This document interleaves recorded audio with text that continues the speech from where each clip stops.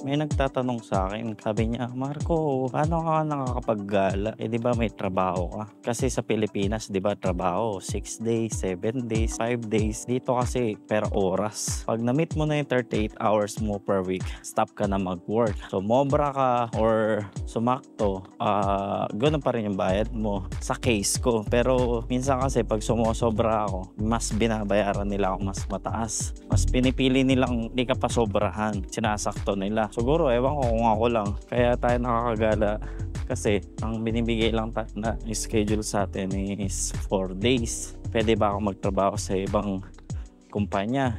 Based sa visa ko, oo, pwede ako magtrabaho sa ibang kumpanya kasi wala namang limit yung hours ko magtrabaho eh. Pero sa kontrata ko, bawal akong magtrabaho sa kaparehas ng establishment na pinagtatrabahuan ko ngayon. Gastos sa paggagala, yung tubig, libre naman. Eh ako, bumibili ako ng juice kasi nowadays mas gusto ko may lasa yung iniinom ko eh. Then, Opal card, yun. Siguro yung balikan ko, $10 or 15, sabihin mo na lang. Mura lang siya. Then, di naman na ako kumakain sa labas eh.